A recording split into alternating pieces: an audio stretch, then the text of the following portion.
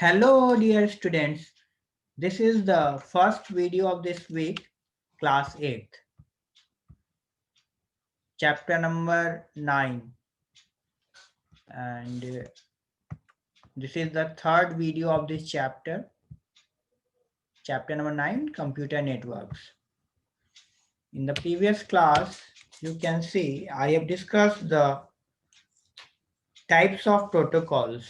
I've given an introduction about protocols and discussed about file transfer protocol, point-to-point protocol, hypertext transfer protocol, and hypertext transfer protocol secure. Today, I will start with the difference between HTTP and HTTPS. Then I will discuss about mobile communication protocols, and I will also discuss about GSM. That is a type of mobile communication protocol. Now, let us continue with the HTTP, that is Hypertext Transfer Protocol. Actually, this protocol is used to transfer data over the web, and it uses client-server model. You can say server-client model. It gives the user a way to interact with the web resources such as HTML files by transmitting hypertext message between the client and the server. And it is a protocol, it is an application layer protocol for transmitting hypermedia documents such as HTML. Okay, it is designed for the communication between web browser and web servers. Now you can see this picture. HTTP client is connected to the HTTP server. First, the client sends request to the server, and the server listens that request and it responds. The server will respond according to the request of the client. Now coming to hypertext transfer protocol, it is an extension of HTTP. It is used for secure communication over a computer network and is widely used on internet. Actually, HTTP plus secure socket layer, it will become hypertext transfer protocol secure. HTTP plus SSL equals to HTTPS. SSL means secure socket layer. You can see in the case of HTTP, the data is insecure. Insecure connection is there. Anyone can steal your passwords or something. Some private documents can be hacked by some another person. But in the case of HTTPS, it provides the data in the form of encryption, encrypted connection. You can see here HTTPS stands for Transfer Hypertext Transfer Protocol. It is a protocol for securing the communication between the two systems. Example, the browser and the web server. It secures the communication between two systems. You can see in the case of HTTP, when the client gives request to the server, okay, and the server responds according to the request of the client. In this system, anyone can read the data very easily. So the data is not secure in this system. But as you can see in the case of HTTPS, the data is secured because your original data is encrypted in some another form. Suppose your data is username, me, password, my password. Suppose this is the data. So that data is changed into some types of coding so that no one can understand, no one can get your original data.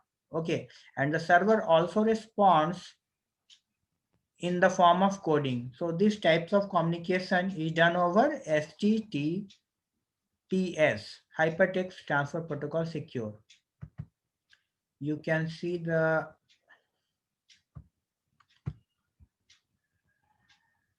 are some difference between HTTP and HTTPS. You can see there is a difference. There are many difference between HTTP and HTTPS. First, in the case of HTTP, transfer data in hypertext structured text format.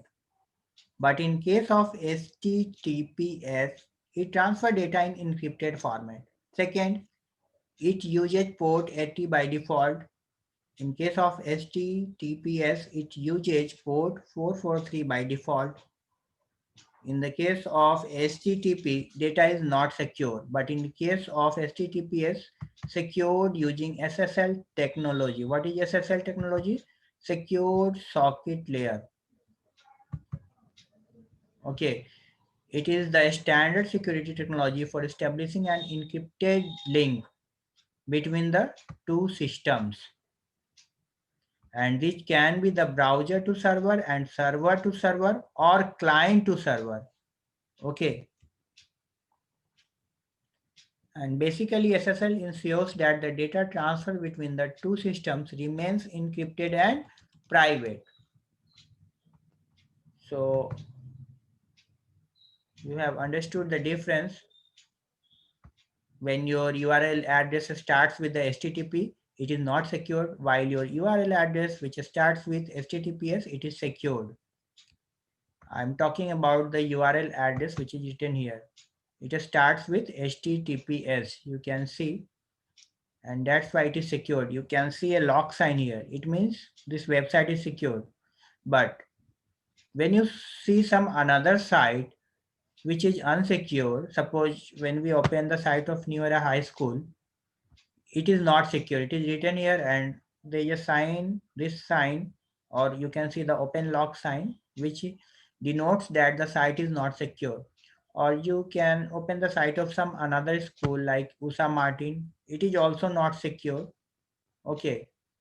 Now you can see some another websites. Suppose I'm typing here Litra Valley School.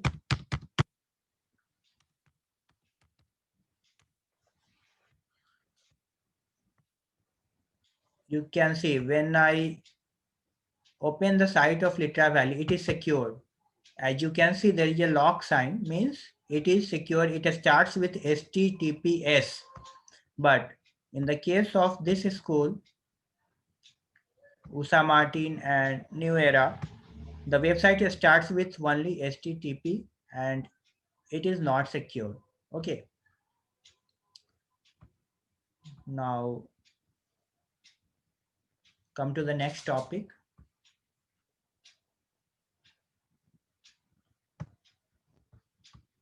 Advantages of HTTPS. First, secure connection. Second, data integrity. Data integrity means HTTP provides data integrity by encrypting the data, and so even if the hackers manage to tap the data, suppose some hackers has hacked the data, they cannot read or modify it. They have hacked the data, but they cannot read the data because your data is in encrypted form.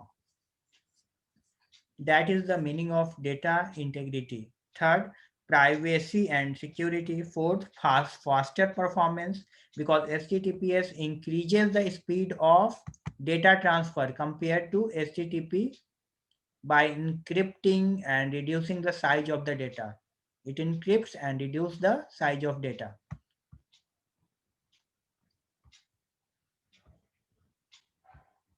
It is secure.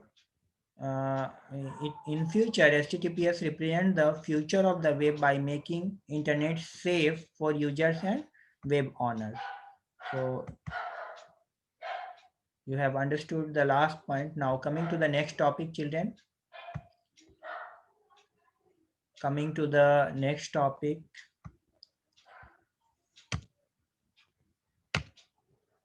Mobile communication protocols.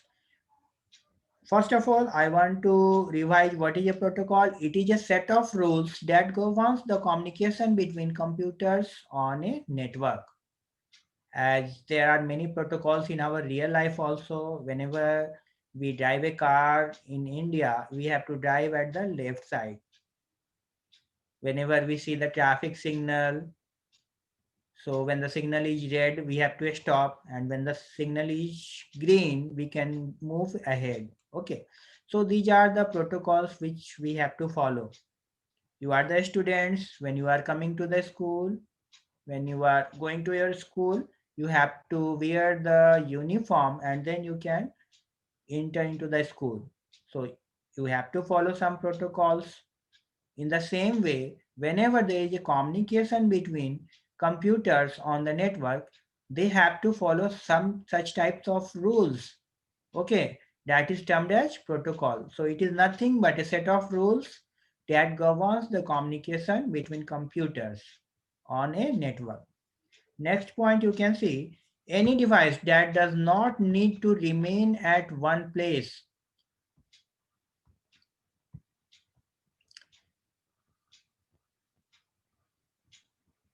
Here you can see uh,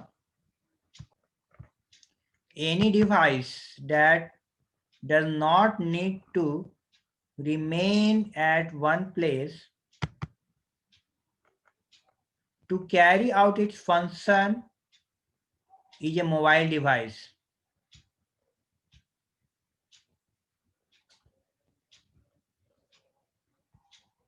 It is written any device that does not need to remain at one place to carry out its function is a mobile device. Means your mobile has a facility that you can move your mobile device and it will also work. So laptops, smartphones and personal digital assistant are some examples of mobile devices. And due to their portable nature means you can move those devices here and there and you can also use them. So due to their portable nature, mobile devices connect to network wirelessly. Okay, and mobile devices, how they connect the networks wirelessly? They use radio waves to communicate with other devices and networks.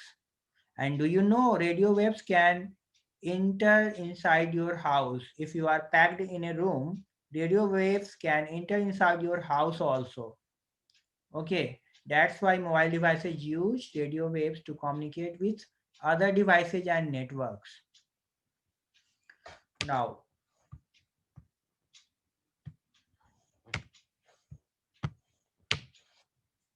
there are some points which we will discuss.